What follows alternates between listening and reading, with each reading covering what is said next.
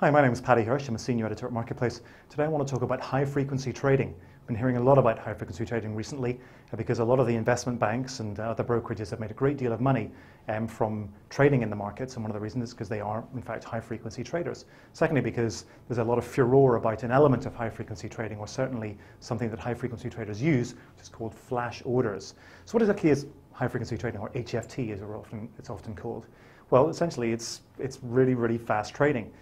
These investment banks have gone out and they've spent a lot of money on very, very fast computers, very, very fast computer programs, and of course, very, very intelligent people who are expensive who actually create these programs. And it's given them a considerable advantage in the market because it's allowed them to trade extremely quickly. How quickly? That quickly. So what do we have? Well, if we think about high-frequency traders as the big guns in the market, here's our big gun. And we've got a vast array of pieces of ammunition that you can jet into the market if you're a high-frequency trader in order to dominate trading. So what are they? Well, first I talked a lot about speed, the speed of these computers and the programs that they have in them, and also the speed of the brains of the people that they've hired to create these things and run these programs. So another thing that they use is co-location. What they do is they put their servers as close to the servers of the exchange that they're involved in order to make the transactions move really, really quickly, so that there's very little distance for the messages to travel, and that obviously speeds things up quite a lot as well. I talked about these computer programs, algorithms, program trades, automatic market makers. Well, I'll explain all these in a second, and then of course the lethal flash orders that people are complaining so much about right now, and which the SEC is talking about banning. So in order to tie all this together, let's think about a little example. And here's our player. He's an institutional investor, okay? And he wants to buy, say, 1,000 shares of GE, all right? So he wants to buy GE, he wants to buy 1,000 shares. Now, right now, he's looking at the market, and the shares are trading at about $24.50 each. Okay, so there's the market right now, $24.50. He doesn't want to pay any more than $25, okay? So he's got this 50-cent range. He wants 1,000 shares. He can go into the market and he can say, hey, I want to buy 1,000 shares of GE with the highest price of $25. He can say that, but it means he is immediately showing his hand, and it means that he's vulnerable to manipulation by other investors and other traders, and particularly the high-frequency traders. Okay, so maybe not such an idea to show your hand like that. So what he does is he creates an algorithm, computer program. What it does is it takes his block of 1,000 and it breaks it up into little bits. Now these algos usually break them into 100 or 500 share blocks. So this particular algorithm is going to break his 1,000 trades or 1,000 shares into bids of 10 blocks of 100 with a maximum of 25. Okay, so the algorithm won't go any higher than $25, and it's going to trade in 100 share blocks.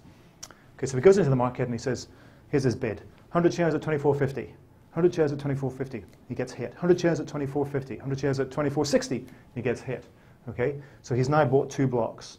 So how does the high-frequency trader get involved with this? Well, high-frequency traders also got his algorithms out there. Okay, and he's detecting what's going on in the market. He's got these little detectors out, and he sees this first trade, or his computer program rather sees this first trade of 100 shares at $24.50, then a second trade at $24.50 or $24.60. And it realizes that there is an investor out there that's buying in bulk. Okay, doesn't know who the investor is, doesn't know what his price is, that his high point is, and doesn't know how many shares the investor wants. But he has a feeling that this investor is on the hook. So what does he do? Well, he swings his automatic market maker into action. And the AMM, as it's called, starts to ping. Okay, it starts to send out offers, because this guy's a buyer, so he's sending out offers. It sends out an order, and the order is 100 shares at $27. Nothing comes back because this thing can only go to 25. So he immediately cancels the order. 100 shares at $26. Nothing comes back. Immediately cancel the order. We're talking split-second timing here. The order goes out and immediately is cancelled if nothing comes back. And these pings keep going out until he hits the $25 mark. 100 shares at $25. The offer is lifted, and the AMM immediately goes out and buys as many shares of GE shares as it can, okay, at whatever price, and then comes back and sells them at $25 to the institutional investor. And the reason that he's forced to sell at $25 is because there's no other shares left in the market at this point, because the AMM has dragged all the available shares to him or to it, and therefore is able to manipulate the price, or at least force the price upwards to the algorithm's upper limit. So that's how these automatic market makers work. these program trades, okay, these kind of jump onto trades and essentially they juice the market. So it forces the trade up, and then it means that investors kind of pile, or the buyers, if there are, say, several institutional investors out there buying General Electric, it means they kind of jump up on top of each other, and it forces the large whipsaws in the market. These are another type of computer program like this is called the predatory algorithm. So these are various types of computer program that these guys have put together to take advantage of movements in the market, and also to juice the market and take advantage of what's going on here. Okay, and then we have this other example, or this other weapon that the investor can, or the high-frequency trader can bring to bear, which is the flash order. Now, recently we've heard that the SEC is going to ban flash orders. We also heard that two of the exchanges that use these, BATS and NASDAQ, say that they're actually going to ditch flash orders. Okay? Now, not every exchange, and there are obviously several exchanges, or a number of exchanges in the US equity markets. Not every exchange uses flash. The New York Stock Exchange, for example, does not. Okay? So how does flash actually work? Well, here's our exchange. Now, whenever an order comes into an exchange, the exchange is required to send that order out to the wider market. Okay? Now, it can either pass it directly through, and so that the person who has made the order gets the best price. Okay, so here are our exchanges. Okay? Or it can do what a number of these exchanges do, which means it can flash the order to its members.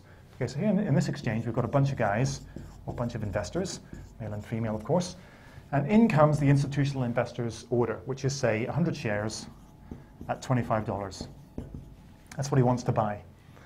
Now, if the exchange uses flash, just for a fraction of a second, like half a second, 500 milliseconds or less, it flashes that trade, or that order, to all of the people in the exchange. And they have the option, they have a half-second option, okay, a split-second option, to exercise, okay, to fill that trade. They can sell this guy 100 shares at $25. And if they can't, the share, if they decide not to, then after half a second, it goes wide to the rest of the market, and then he's going to get the best price.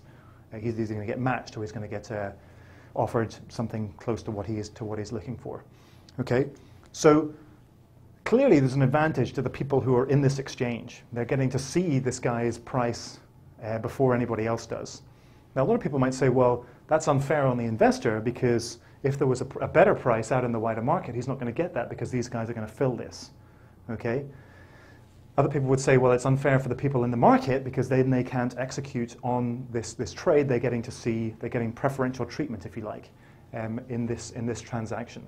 And that's why a number of people have gotten so up in arms about flash trading and have decided to make a move to banning it. But it looks like the exchanges are actually going to get in front of this move and actually get rid of it themselves. Just to give you a bit of background, a good way of thinking about this is in the old days when you had an exchange, people are standing there in front of a computer, and the order would come in onto the floor. You had a bunch of specialists there on the floor. A specialist would pick up the phone, hear what the order was, 100 shares at 25 in GE. So he'd turn around and shout to the floor, 100 shares at 25 in GE, and then he'd enter it into the computer so it goes wide. So obviously